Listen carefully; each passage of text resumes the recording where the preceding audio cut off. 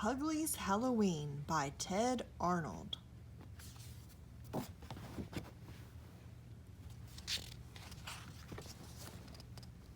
Hugly rushed into the secret slime pit.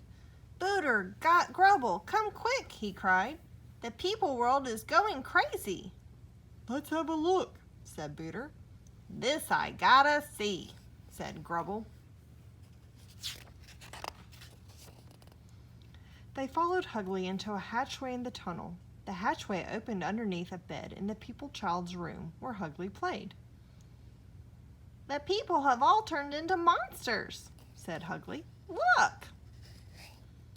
The three friends gazed out of the bedroom window. It was dark outside, but they could see weird creatures rushing from house to house. "Very strange," said Booter.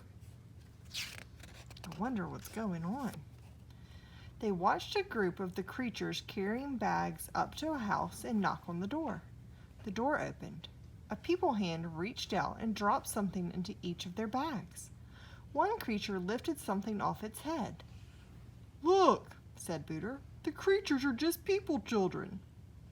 "And they're eating snacks," said Grubble. "So, they're people dressing up for Halloween." "The people in the houses are giving them snacks," said Hugly. "Maybe they'll give us some too." "We can't go out there," said Grubble. "The people will catch us." "Some of those people creatures look a lot like us," said Hugly. "Maybe tonight they won't notice that we're monsters." Actual monsters. The three of them found some paper bags that had been thrown into the wastebasket. Then they followed Hugly downstairs to the front door. Carefully, Hugly, Booter, and Grubble stepped outside. Suddenly, they heard a voice behind them. "I didn't hear you knock."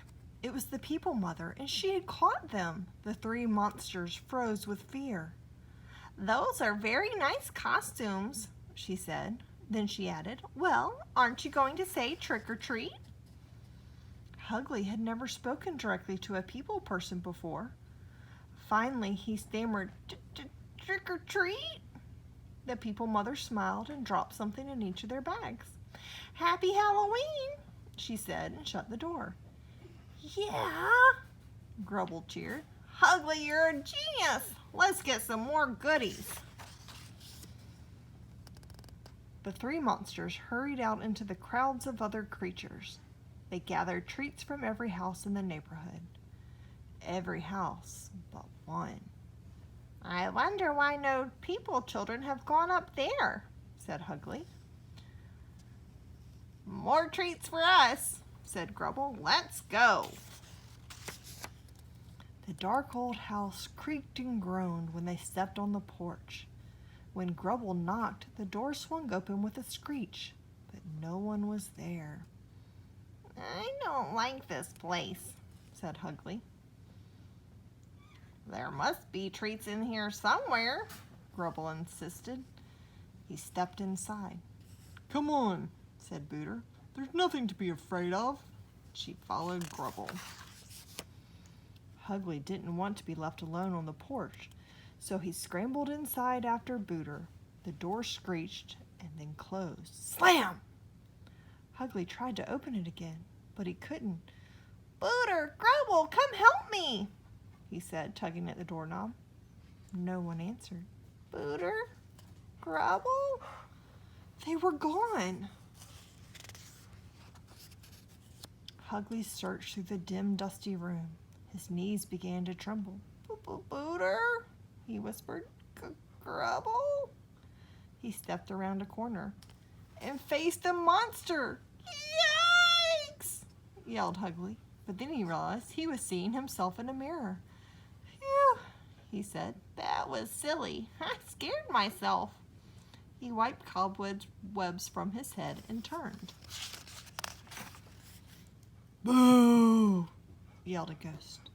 "Eek!" Hugly cried. He spun away and ran smack into a wall. The ghost laughed. Hugly looked up from the floor. Grubble?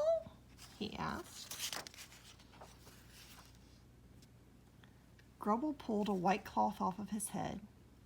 Hugly, you look so scared, he said, still chuckling. That wasn't funny, said Hugly. Where's Booter?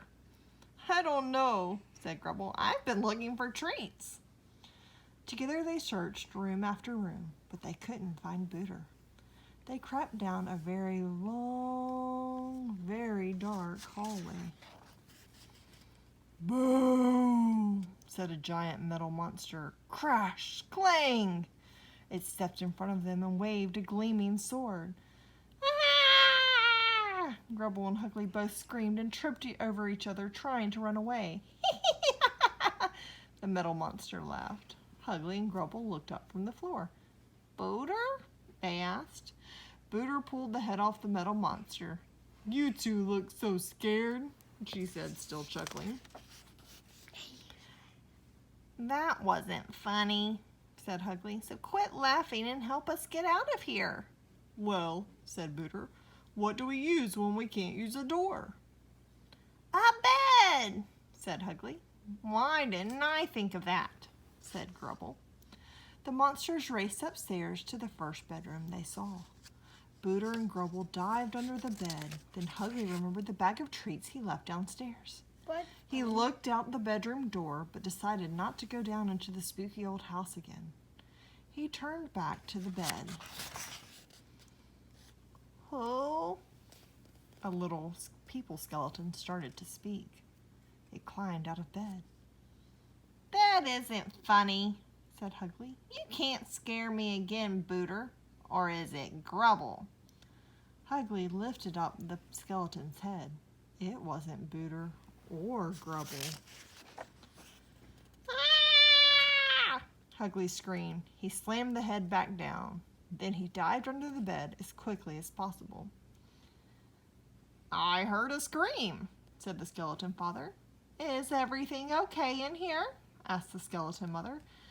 I saw a monster under the bed, the little skeleton whimpered. A monster under the bed, said his mother. Tell us about it.